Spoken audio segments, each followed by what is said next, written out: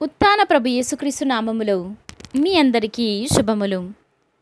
పాస్కా కాలపు 3వ గురువారము. మొదటి పట్టణము అపోస్తుల కార్యములు 8వ అధ్యాయము 26వ వచనము నుండి 40వ వచనం వరకు. ప్రభువు దూత ఫిలిప్పుతో, నీవు లేచి దక్షిణముగా యెరూషలేము నుండి గాజాకు పోవు మార్గమున వెళ్ళుము అని చెప్పెను. అది ఎడారి ప్రాంతము. ఫిలిప్పు సిద్ధపడి అట్లే వెళ్ళెను. అతడు నపుంసకుడు ఇథియోపియా నివాసి ఒకడు తన ఇంటికి పోవుచుండెను. అతడు తన ముఖ్యమైన ఉద్యోగి, ఇథియోపియా రాణి అయిన కాందాసికి కోశాధికారి. దేవుని ఆరాధించుటకై అతడు యెరూషలేమునకు వెళ్ళి తన రథముపై తిరిగిపోవుచుండెను. అతడు అట్లు పోవుచు యెషయా ప్రవక్త గ్రంథమును చదువుచుండెను. అప్పుడు పవిత్రాత్మ ఫిలిప్పుతో, నీవు ఆ రథము వద్దకు పోయి దానిని కలుసుకొనుము అని చెప్పగా, ఫిలిప్పు వెంటనే అక్కడకు పరిగెత్తుకొని పోయి అతడు యెషయా ప్రవక్త గ్రంథమును చదువుట వినెను. అందుచే ఫిలిప్పు, నీవు చదువుచున్నది నీకు అర్థమగుచున్నదా అని అతనిని ప్రశ్నింప, నాకు ఎవరైనా వివరింపని ఎడల నేను ఎట్లు అర్థము చేసుకొనగలను అని ఆ ఉద్యోగి పలికెను.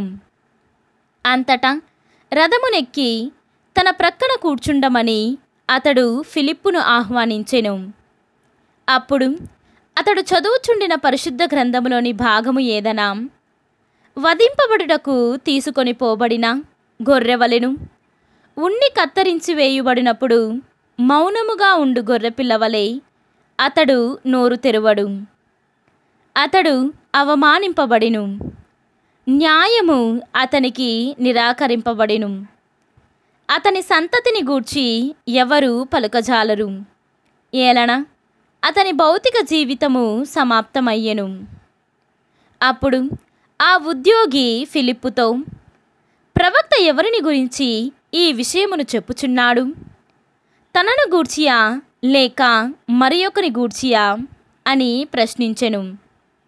అప్పుడు ఫిలిప్పు ఆ లేఖనమును అనుసరించి యేసును గురించి అతనికి బోధింప ఆరంభించెను.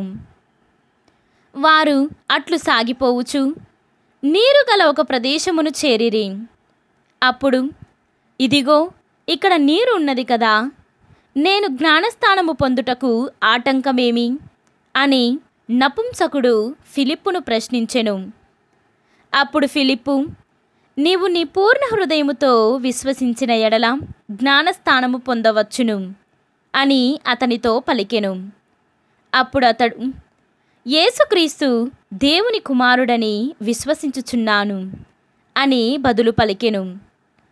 ఆ ఉద్యోగి రథమును ఆపివేయ ఆజ్ఞాపించి తానును ఫిలిప్పును నీటి మడుగులోకి దిగిరి. అక్కడ ఫిలిప్పు అతనికి జ్ఞానస్థానము ఇచ్చెను. వారు ఆ నీటి మడుగు నుండి బయటకు వచ్చినప్పుడు ప్రభువు ఆత్మ ఫిలిప్పును తీసుకొని పోయెను.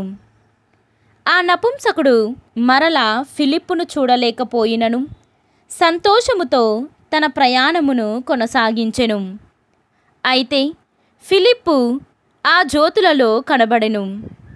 అక్కడ నుండి అన్ని పట్టణములందు సువార్తను బోధించుచు కైసరియాను చేరుకొనెను. ఇది ప్రభువు వాక్కు. సర్వేశ్వరునికి వందనములు. ఈనాటి సువిశేషము పునీత యోహాను గారు వ్రాసిన సువిశేషము 6వ అధ్యాయము 44వ వచనము నుండి 51వ వచనము వరకు. నన్ను పంపిన తండ్రి ఆకర్షించిననే తప్ప ఎవడును నా యొద్దకు రాలేడు.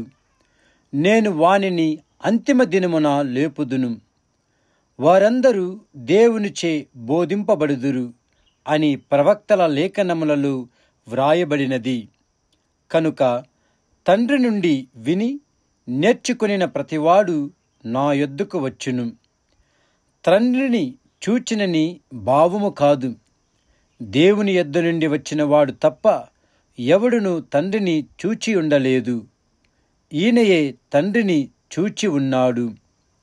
నన్ను విశ్వసించువాడు నిత్య జీవము పొందునని మీతో నిశ్చయముగా చెప్పుచున్నాను. జీవాహారమును నేనే. మీ పితరులు ఎడారిలో మన్నాను భుజించి మరణించిరి. పరలోకము నుండి దిగి వచ్చిన ఆహారమిదే. దీనిని భుజించువాడు మరణింపడు.